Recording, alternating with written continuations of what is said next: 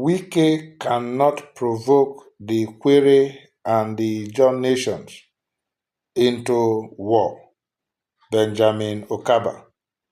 Welcome to Synac Media.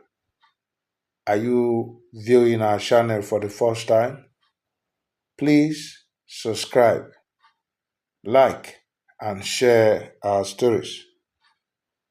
The President of the Ijaw National Congress, INC, has issued a stern warning stating that if the ongoing political crisis in Rivers State leads to Governor Siminalayi Fubara's downfall, the consequences will be severe, and it will become clear that the Ijaw people are not as weak and powerless as perceived. According to a report by The Guardian, this statement comes amidst a prolonged political dispute in Rivers State, which began when 27 lawmakers aligned with former Governor Nyesom Wike defected from the People's Democratic Party (PDP) to the All Progressives Congress (APC). The crisis has led to a power struggle between Governor Fubara and Wike, with the lawmakers demanding the resubmission of the 2025 budget and the governor's recognition of their legitimacy. The INC's warning suggests that the organization is prepared to take a strong stance in support of Governor Fubara, who is an Ijaw son. The statement implies that the Ijaw people will not remain passive if the governor is impeached or removed from office, and that they will take action to protect their interests. It declared that despite the attacks by the FCT minister, Ikwerre and the Ijaw nations can never go into ethnic war. Wike cannot provoke us into ethnic war. The Ikwerre people had apologized to the Ijaw people over the attitude of Wike against him. Professor Benjamin Okaba dismisses Wike's comments, saying they wouldn't engage in a response to someone they consider beneath them, and clarifies that the Ikwerre and Ijaw groups are not at odds, but rather Wike is struggling with his own personal issues.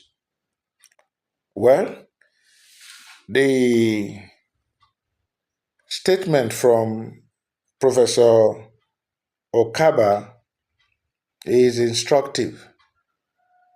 However, it has been of concern of recent that statements coming from a particular ethnic group, has been more of a threat and blackmail to the Nigerian nation if some political actions are taken. I think as rational beings, we should sift the shaft from the grain. Political matters should be treated politically in the sense that there is a law of the land that governs all relationship. So for a group to be threatening fire and brimstone if a political action is taken, I think is largely unpalatable.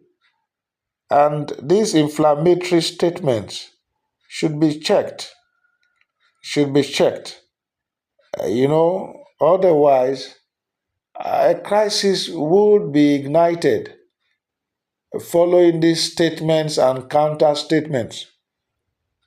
So I want to urge the gladiators, the state actors, and the non-state actors to be wary of the comments they make. If everybody allows the rule of law to prevail, there will be lasting peace, especially in Rivers State.